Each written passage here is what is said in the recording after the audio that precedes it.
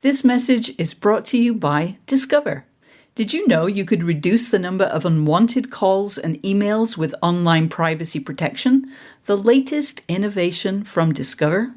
Discover will help regularly remove your personal info, like your name and address, from 10 popular people search websites that could sell your data. And they'll do it for free. Activate in the Discover app. See terms and learn more at discover.com/online privacy protection. Did you know that 146 million tons of plastic are used to deliver gifts each year, and that 40% of gifts are unwanted? Loop and Tie, the carbon regenerative gifting service, is here to end that waste and make holiday gifting simple.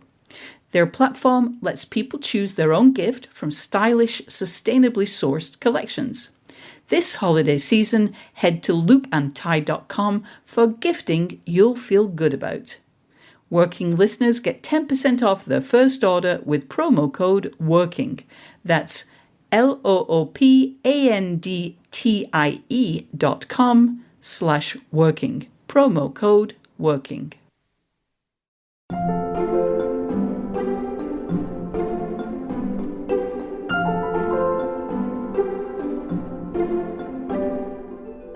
A romance does need to have basically the same things every time.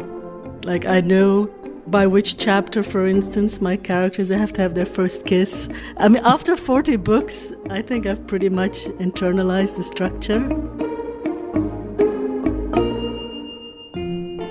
Welcome back to Working. I'm your host, Karen Hahn. And I'm your other host, June Thomas. Hi, June. How are you? I am fabulous, thank you. I just had some aubergines and courgettes. Those are some very romantic fruits, which gets me into my next question. Who did you talk to this week? Wow. The voice that we heard at the top of the show belongs to Harper Bliss. She is a really prolific author of romance novels whose work I've enjoyed. And honestly, this was just one of those cases where I just wanted to know how and why she did certain things, made certain choices, why she writes books in series, why she puts so much focus on friendship as well as love stories, and why they're so international. And perhaps most of all, how on earth is she so productive? Well, that is a lot to talk about, so I'm very excited to hear your conversation. But before we get to that, what can we look forward to in the Slate Plus segment this week?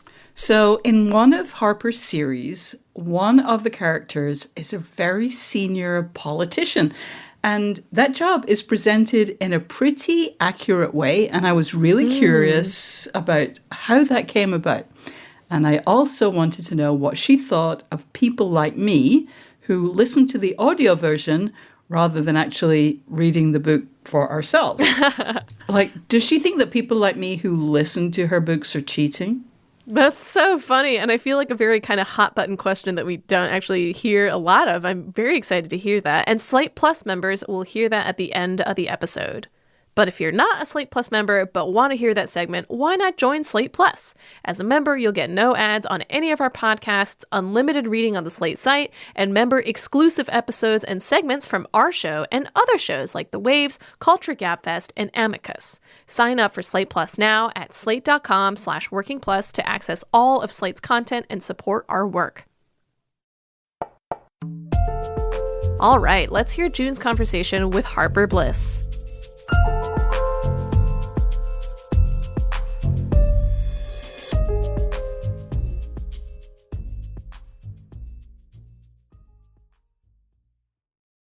Harper Bliss, welcome to Working. Oh, thank you so much for having me. So how many books have you written? Well, I have 37 published, but I've written a few more. Some of them ended up in the trash, obviously. So I've written a couple. So over what period did you write 37 books? Well, I started writing in 2011. I published my first book in 2012, early 2012. So coming up to, 11 years, I guess? Wow, that is a prodigious rate, more even than I thought. I'm really determined to learn the secret of your productivity. So I hope that will emerge over the course of our conversation. But I'm curious, do you feel like a very productive writer? Well, definitely not always. I guess when it comes to writing, like just pure first draft writing, I am pretty productive. Because, once I start a book, I'm in it and I go, right? I need to finish it. But of course, I don't just write, right? There's subsequent drafts and there's all the other stuff. And I could also compare myself, because I say I've written 40 books, but there are many, many, many romance authors who've written many more in this time span. You can always do more, but in general, I do feel quite productive. Yeah, I can't complain. No, absolutely not. How many have you written this year alone? I'm now writing my third book this year. I always aim for 4. 4 is like the magic number, but I don't think it's actually happened that I've written 4. But I like to have the goal. Yeah, but there's always something, right? Life always gets in the way. So, but I'm good with 3. So yeah. So the way that I found your books was I got caught up in one of the series. You have a couple of series that I'm aware of. There may be more. There's this series called the Pink Bean series. There's 10 novels in that. That name comes because these books are centered on the Pink Bean, which is a chain of independent coffee stores in a neighborhood of Sydney, Australia. And then there are 5 seasons, which are 5 books in a series called French Kissing. They're set in Paris, France. How did you come to write those series? And did you know from the start how the storylines were going to interact and develop? Well, so I wrote French Kissing first, right? Like, actually, I started French Kissing like 10 years ago, I think, like when I first started out. Wow. So back then, for self-publishers, the advice was write in a series. So I said, well, I'll do that. And so I did French Kissing first. But I'm not a writer who plots out her story, because that doesn't work for me. I mean, there are many types of writers, but in general, broadly speaking, there are 2. There are the ones who plot everything out, and then there are the ones like me. They call them pantsers, or like fly by the seat of your pants, or discovery writing, and that's what I do. But of course, I mean, I have my characters, right? Because my books, they are very much character and conflict-based. I mean, for French Kissing, actually, it's a bit different, because that was actually a bit more plotted, because I had 4 main characters to start with.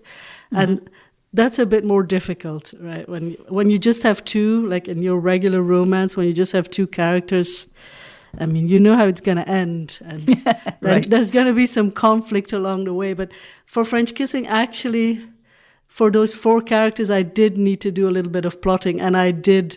But since then, I haven't really plotted out all that much, because it's not how I write. How I write is that I read my own book as I'm writing it, which is a lot of fun. But that's also, I think, why I can write pretty quickly, because I need to know what's going to happen next. So that's the trick. Yeah, I'm honestly shocked to learn that, though, because just the idea of pantsing and being so productive is just mind-blowing to me. But so French Kissing, for those who haven't read them yet, I highly recommend them. As you say, it's 4 friends. The cast grows over the course of the series. But it's set in a world, or a number of worlds. The Pink Bean is very interesting because, as I said, there are these locations. It's not just the coffee shops, but there are certain locations. But the cast really, weaves in and out. How did those develop? How did those come forth into the world? Yeah, so after French Kissing, because French Kissing, you need to read the books in order. There's no other way. But for Pink Bean, I wanted to write more like standalone. Like if someone started at book 3, that would be okay. Although it is recommended to read them in order. It's more fun, right, for the reader as well. But because characters from previous books always pop up in the next one, but you don't really have to read them in order. And then usually when I'm writing, like when I was writing book 1, I was already thinking like, who shall book 2 be about? So then I could already start thinking about it and like maybe putting in some little teasers for the next book just to increase read through after book 1. Yeah. But that is my standalone series, Pink Bean. So it's a different way of approaching it, and also it's easier than writing French Kissing, because by the end of French Kissing, I mean, I hired a reader to like write me a Bible, make me a Bible of everything that we call it a Bible. Yeah. It's like of everything that happens and all the characters and who they sleep with and things like that, because I can't remember all of that after all these books, right? So that's actually that has been very helpful with my productivity. And this person, shout out to Claire, by the way, she also did it for the Pink Bean. So now if I want to start on a new Pink Bean book, which it's been a few years, right, I can just go through this. It's a huge Excel file. I can just search in there for characters, like for instance, just like a small thing like the eye color of a character. Oh my goodness. I can't remember that, but this woman, she wrote that all down for me, which is pretty amazing. Wow. So what kind of things are in there? So eye color, who slept with whom? Yeah, and also per character, what they go through in each book. And sometimes it's a small thing, sometimes it's a big thing, like their profession, like all the details really of the character that she can find. Amazing. Otherwise, it wouldn't be possible, right? Yeah.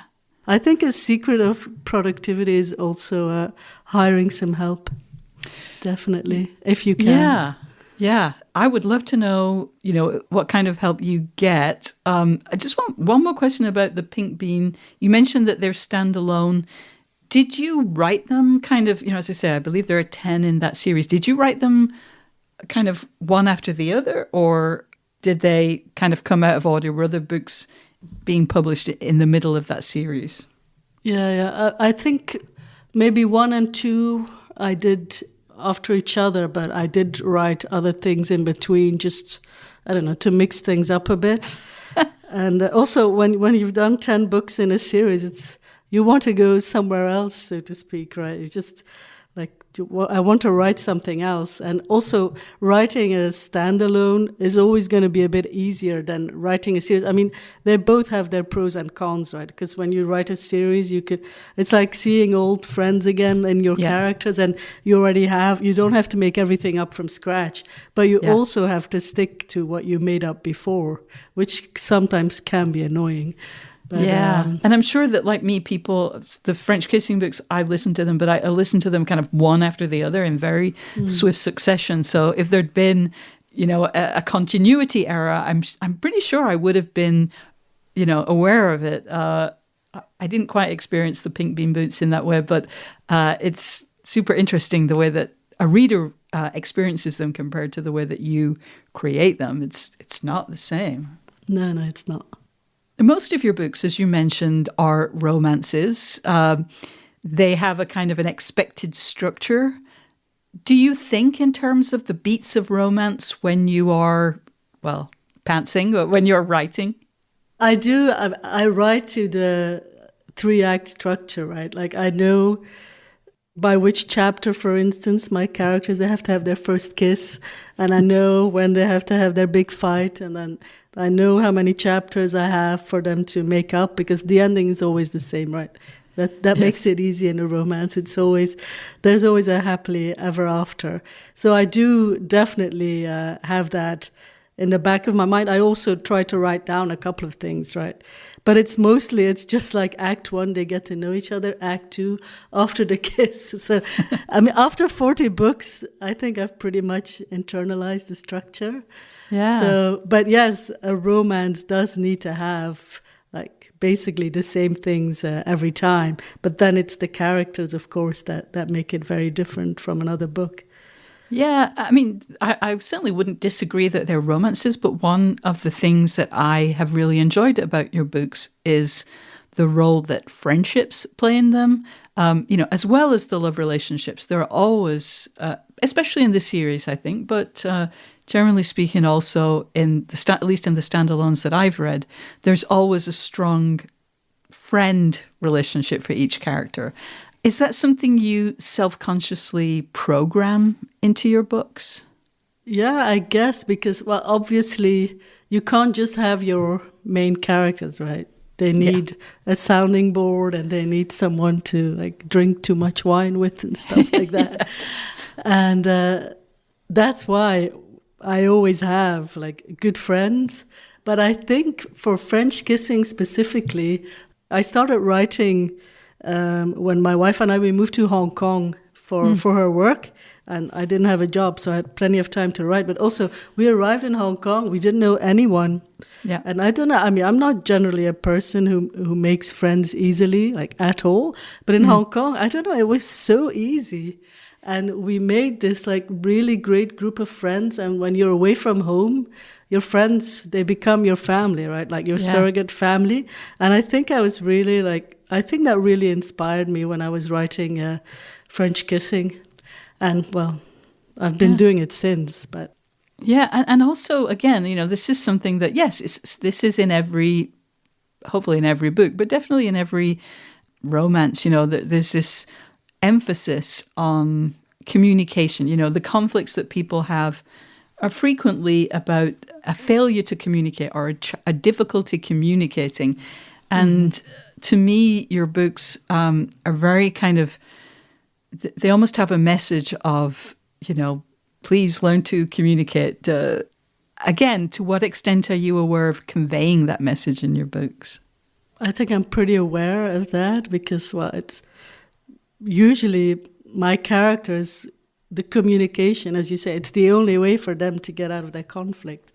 There is no other way. So they always have to talk through everything very extensively, and then it's like this big cathartic moment, right? But I will say that this is much easier to accomplish in fiction than in real life because I'm really bad at communication myself. So I don't know, maybe it's like when I'm writing all these conversations in my book, it's like my own personal therapy, right?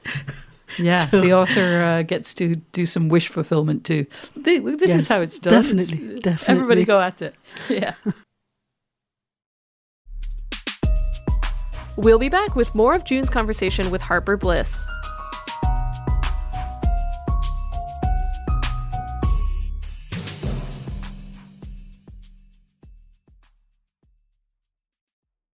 Working is brought to you by Progressive. What's one thing you'd purchase with a little extra savings?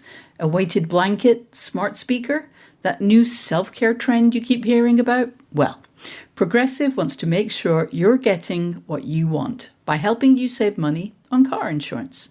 Drivers who save by switching to Progressive save over $700 on average, and customers can qualify for an average of 6 discounts when they sign up. Discounts like having multiple vehicles on your policy. Progressive offers outstanding coverage and award-winning claim service. Day or night, they have customer support 24/7, 365 days a year. When you need them most, they're at their best. A little off your rate each month goes a long way. Get a quote today at progressive.com and see why 4 out of 5 new auto customers recommend Progressive. Progressive Casualty Insurance Company and affiliates. National annual average insurance savings by new customers surveyed who saved with Progressive between June 2020 and May 2021. Potential savings will vary. Discounts vary and are not available in all states and situations. This message is brought to you by Discover. Did you know that you could reduce the number of unwanted calls and emails with online privacy protection, the latest innovation from Discover? Discover will help regularly remove your personal info, like your name and address, from 10 popular people search websites that could sell your data. And they'll do it for free. Activate in the Discover app. See terms and learn more at discover.com/online privacy protection. Listeners, we want to hear from you. Whether it's to ask us for advice on a creative problem, tell us a guest you'd like to hear on the show, or share your own creative triumphs, and we really love those, drop us a line at working@slate.com or give us a ring at 304-933-WORK. And if you're enjoying this episode, don't forget to subscribe to Working wherever you get your podcasts. Now let's return to June's conversation with Harper Bliss. So as I say, I'm a big fan of the series. And to me, I think one of the reasons that I enjoyed them is they had some of the elements of another genre that also doesn't get a lot of respect because it typically has or is intended for a female audience, and that is soap operas. Now, I love soap operas. I like romances.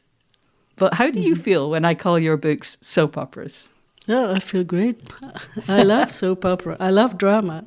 I'm a drama queen, right?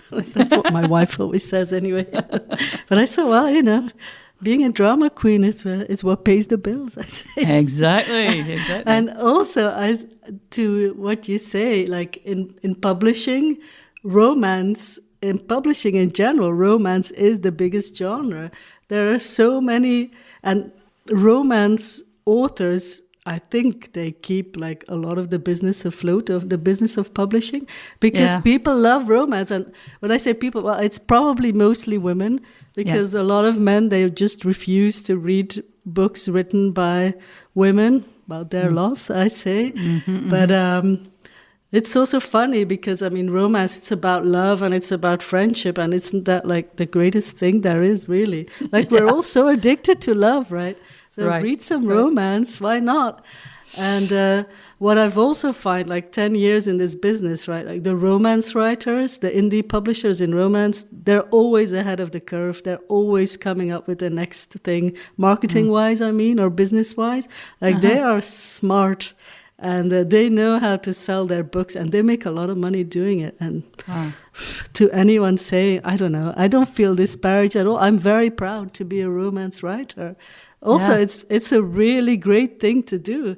Like I write in lesbian romance, which is, you could say, I think, a pretty small genre, but I make a really good living doing this. Isn't that amazing? And that's romance. I come up with a story of two women falling in love, and this is my job.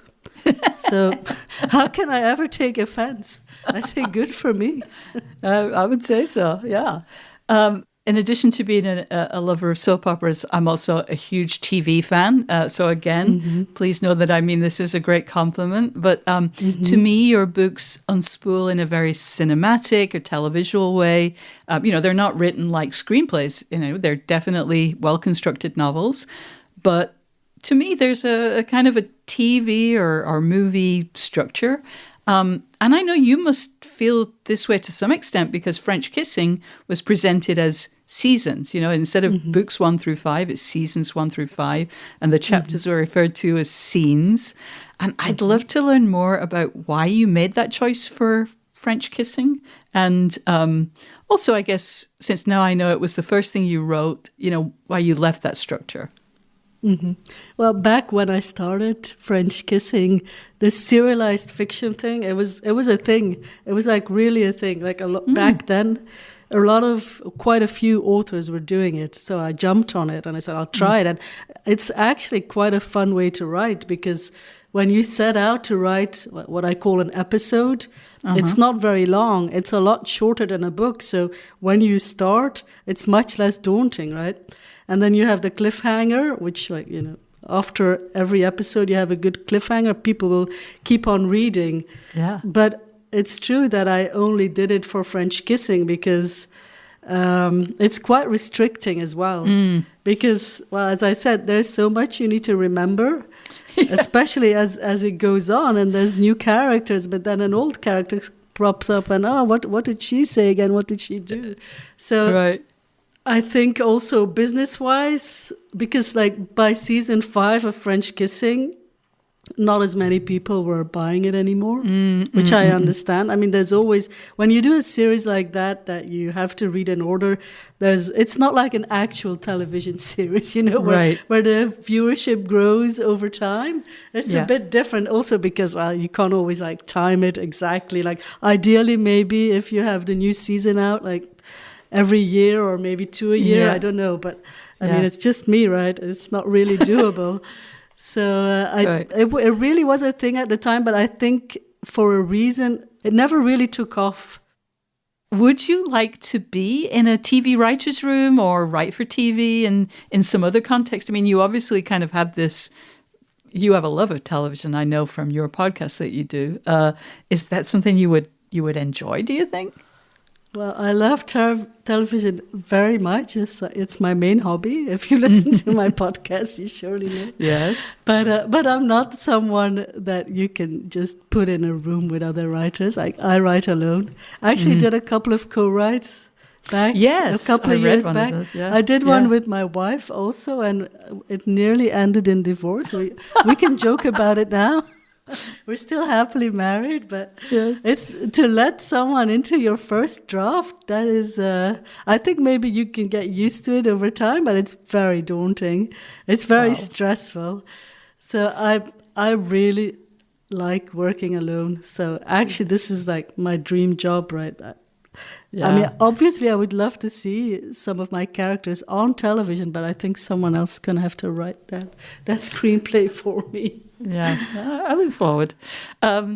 You have set series, as I mentioned, in Sydney, in Paris. Some of your books are set in England or have British characters on vacation in Europe. It feels like a really, and I would say unusually broad range of settings.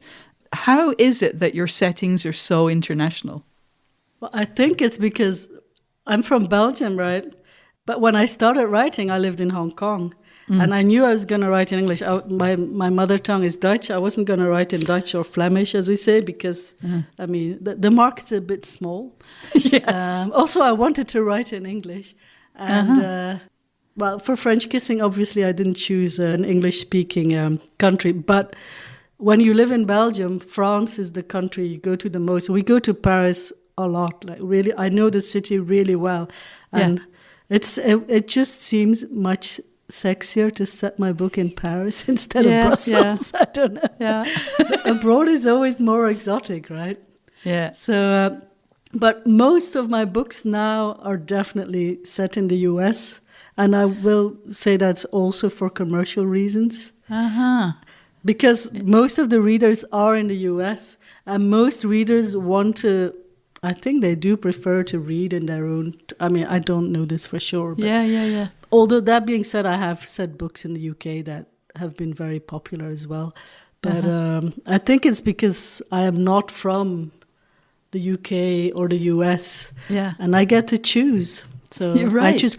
And now after the pandemic, I haven't traveled, but we did used to travel quite a lot. So it's fun to like feature a setting where you've been. Like I've set a book in Thailand and in Hong Kong also. So and some readers do find that interesting. Plus, it's more fun for me because it's not always the same, right?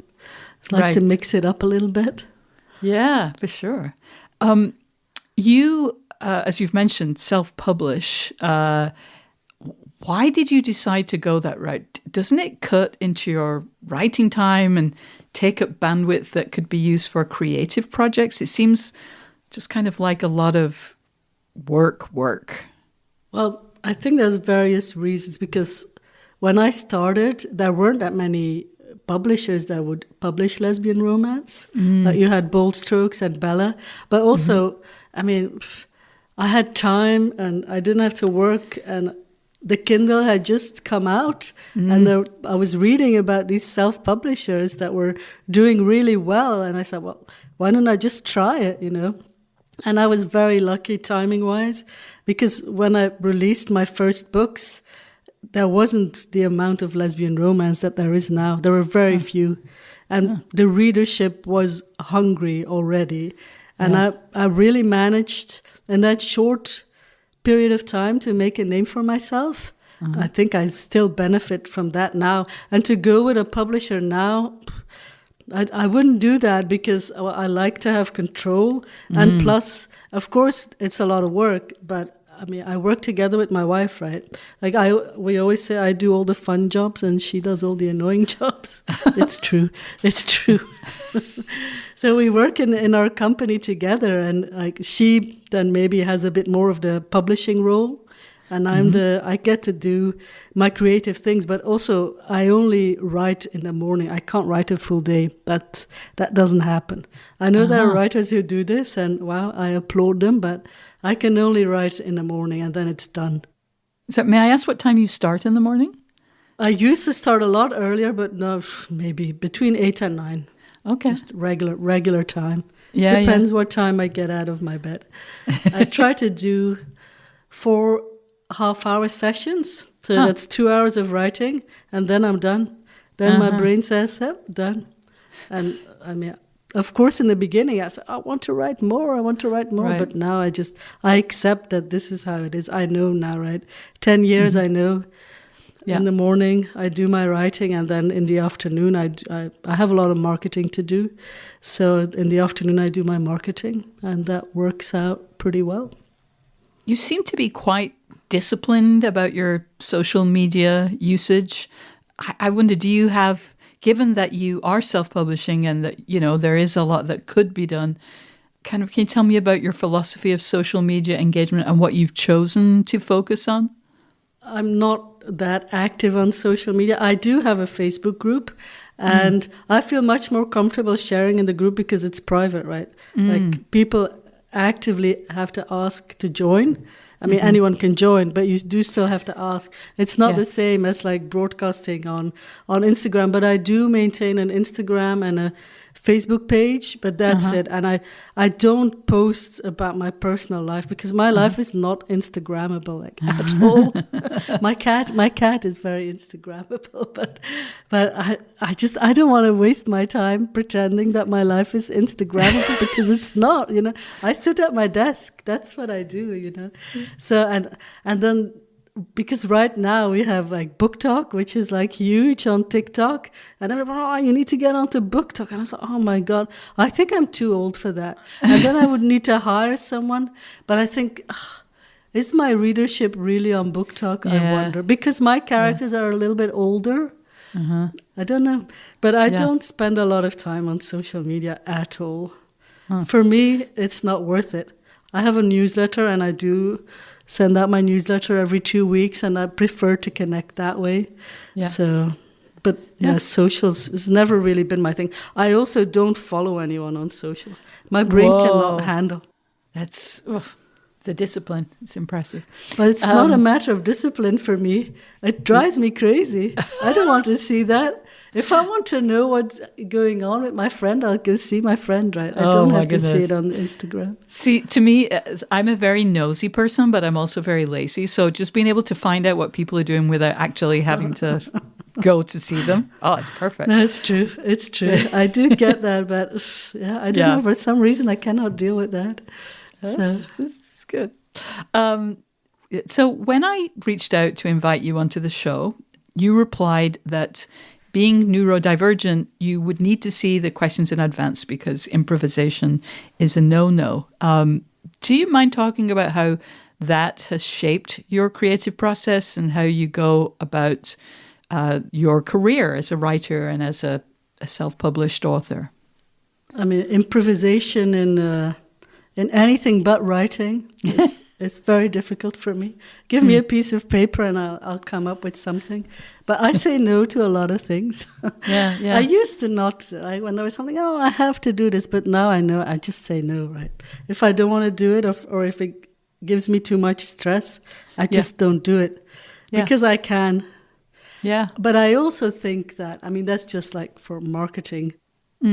But for my work, I do think, because I'm extremely sensitive, like, to everything, and I think it makes me look at my characters from every possible angle, and I go through every possible way things could go or what they are thinking. And I think it does give my characters a lot of depth and a lot of emotion, because I think I have a lot of emotion in my books, right? And I think that's what readers really respond to. Yeah. And I'm sure plenty of other non-neurodivergent authors have a lot of emotion as well. But for me, it's like my thing.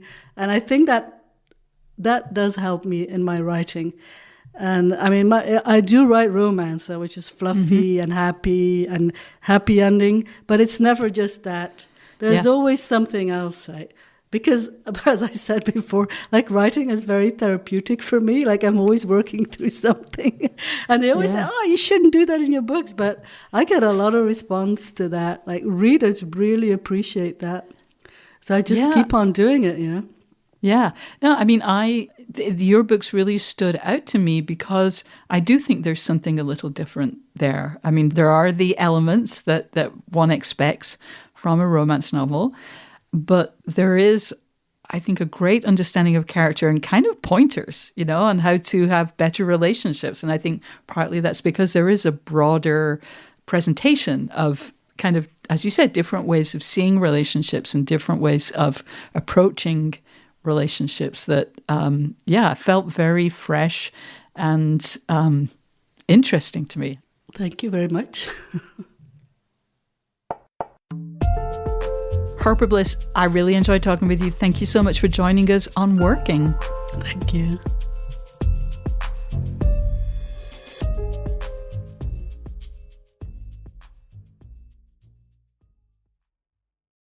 This episode is brought to you by Best Buy.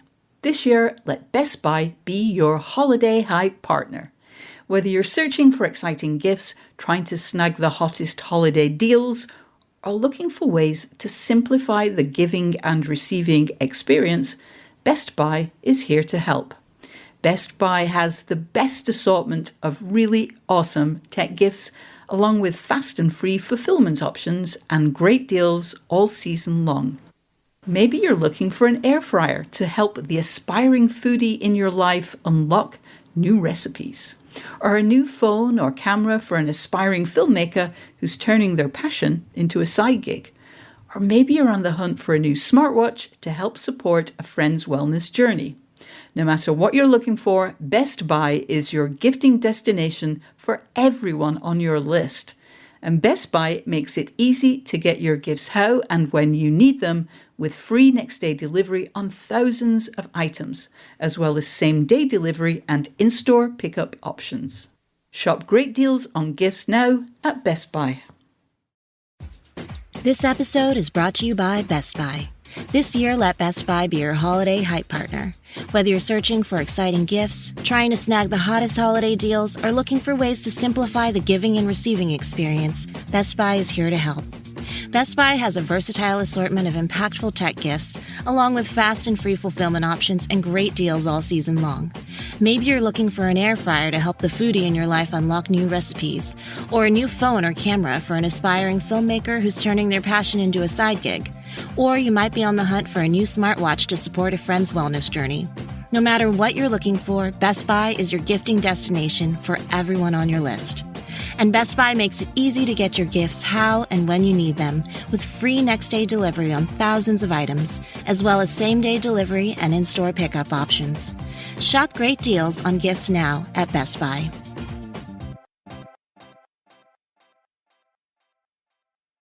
June, that was such a fun conversation. But first, I wanted to start with something very basic because I don't think I knew this about you. Are you a romance novel fan? And do you have a favorite Harper Bliss book?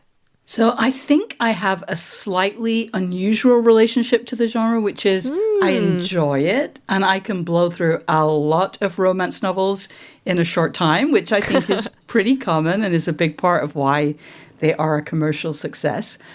But I tend to go a long time without reading them, and then I reach for them in a pretty specific situation, which is when I have a lot on my mind and I'm seeking distraction. So I first discovered Harper's books when I was in Edinburgh looking for a place to live. I was so stressed out. And I couldn't focus on anything except her very fun mix of soap opera and romance.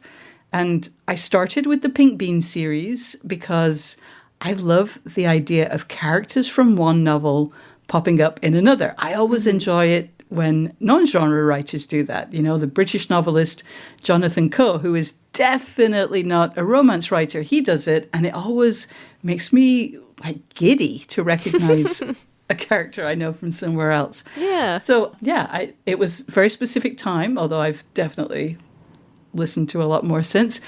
I would say that my favorite of her books was This Foreign Affair. And the characters from that Pink Bean book also show up in the French Kissing series. So it's a very sexy game of Tetris. Well, that's the most appealing description of a book that I think that I've ever heard. Another part of your conversation that I wanted to touch on was Harper talking about self-publishing. Self-publishing is definitely the easiest way to get your work out there, but it's also a route that comes with its own set of difficulties. Yeah. And I was wondering if you have a take on self-publishing versus finding a publisher. Well, you know, it's a topic that's been very hotly debated, especially among genre writers, you know, romance, YA, sci-fi, fantasy, mystery writers. And I really recommend the YouTube channel of another former working guest, Michelle Schusterman. She has some really great and very well-informed discussion of that question. But as someone who is outside that world, I guess the question that I would encourage people who are wondering whether they should do self-publishing or go the mainstream publishing route is, are you an entrepreneur? When you think about the tasks that you would need to do if you self-publish and not if you don't, like whether that's a matter of handling or hiring people to handle the copy editing and proofing and the cover design and the logistics of like formatting files and uploading to Kindle Direct Publishing or getting books printed. Do all those things seem like a fun challenge and something you'd like to spend your non-writing time on? Or just does it seem like a monumental pain that just fills you with dread? And if it's the latter, you may well be a good candidate for traditional publishing. Yeah, I totally agree. It's definitely, as you said, like a matter of how much work you want to take on at any given moment. Yeah. And I loved what Harper said about a secret to productivity. This is sort of a related question, I guess, being hiring help, because I feel like a lot of the advice that we hear and give on this show is about what you can do on your own. But it is true, like having other people help you is monumentally helpful to your productivity, or it could be at least. And do you have any tips in that regard? So it's not something I have personal experience with. I think like you, because I suspect, Karen, we're only children, so we just want to take care of things ourselves. Why would I involve someone else when I can just take care of this thing? But I think about it in a similar way to your last question. You're like, what parts of the creative life do you enjoy? What bits are actually fun and exciting to you? What parts do you have to force yourself to do in even a basic way, you know? And so considering hiring someone to handle the latter, you know, attitude. Yeah. And this is something where I've seen a lot of YouTube creators talk about. You know, if you think of your creative practice as a business, you should do the things that you're good at and that you enjoy, and most of all, that only you can do. You know, you should figure out, and then on top of that, you should figure out, like, be very cold, you know, and just clear-eyed about how much you're making from, for example, a YouTube video and how much it costs you to make them. You know, if it's $60 an hour and it would cost you $70 an hour to farm out the video editing, then maybe that's not the best idea. Obviously, it's very hard to provide real numbers about imaginary examples, but ultimately, you know, consider your costs and be very ruthless about calculating whether you can afford to get help or maybe if you can afford not to. Yeah. And to pivot a little bit, I love the part of your conversation about the perception of female-aimed media as well. I think I've talked about this before, but there is an inherent bias, I think, against stuff that's geared towards women or younger people or basically anyone who's not an old straight white man. But there are obviously huge audiences out there for this stuff, and to refuse to acknowledge that really limits what you consume and enjoy. How do we deal with that kind of prejudice?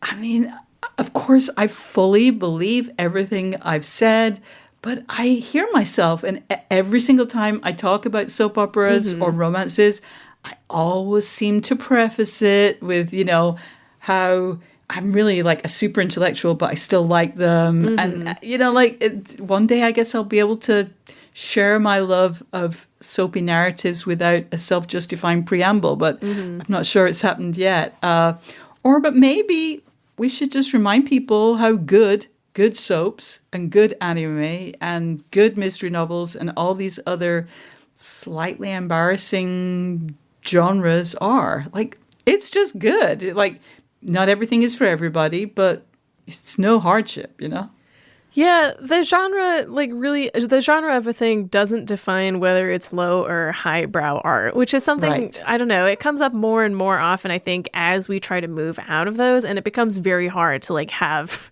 productive conversations with people sometimes because they so refuse to acknowledge that. Yeah. And again, on a totally different note, it was very refreshing to hear Harper say that she can really only write in the morning. I feel like the tendency is for us to punish ourselves for not working all day, but sometimes that just doesn't work. Are you a morning person or a night owl, or do you have a specific window where you know that you'll be the most productive? I mean, it's funny that you say about accepting how much writing you can actually get done, because that was one of those things that people would say to me, and I never really truly accepted what they were saying at face value until I had my own book to write. So many people write after they've done a full-time job or after they've done a full-time job and taken care of children and a whole bunch of other responsibilities. So it feels really decadent to say, well, I can only write for 4 hours a day or whatever it is. But you kind of have to listen to that inner voice. There are only so many hours in the day and a lot of tasks to take care of. And so if you're able to, say, spend the morning writing and then spend the afternoon taking care of administrative and logistical tasks or research, things that have to be done, that just seems smart. So, yeah, I think we should all, when we can, just learn to kind of recognize what's really productive for ourselves. And since you asked about my own creative rhythms, that's something that's changed completely for me over the years. I used to be an absolute total night owl, but now mornings are definitely my most productive time. And right now, that's partly because of the time difference between Britain and the States. It's amazing when there are absolutely no emails coming in until 2 p.m. That's so fantastic. But even before that was the case, I have learned to love the mornings. What about you? I also really used to be a night owl. I think this was more true during college and after graduating, just because that is when it's easiest to be a night owl and not suffer any real consequences for it. Right. Since then, I don't know. I feel like I still have to figure out what my best productivity window is. It tends to be right now more an issue of me just sitting down and really focusing rather than having the right time of day to do it. But that said, I kind of refuse to work post 5 or 6 o'clock in the evening. I'm this is my time now. The work time is over. So I will try to get everything done in the morning and afternoon. Karen, this is I'm so hearing a topic for our annual New Year's resolutions show. So can't wait to chew that over with you. I'm excited to see what you pull out of it because I'm not entirely sure, and I'm very eager to find out. Well, that's all the time that we have for this episode. And if you've enjoyed the show, please remember to subscribe wherever you get your podcasts, and then you'll never miss an episode. And just a reminder that by joining Slate Plus, you'll get ad-free podcasts, extra segments on shows like the Waves and Culture Gabfest, and you'll never hit a paywall on the Slate site. To learn more, go to slate.com/workingplus. Thank you so much to Harper Bliss and to our producer, Cameron Drews. We'll be back next week with Karen's conversation with Dice Tsusumi, Robert Kondo, and Sarah Sampson, the minds behind the new Netflix series Oni, Thunder God's Tale. Until then, get back to work.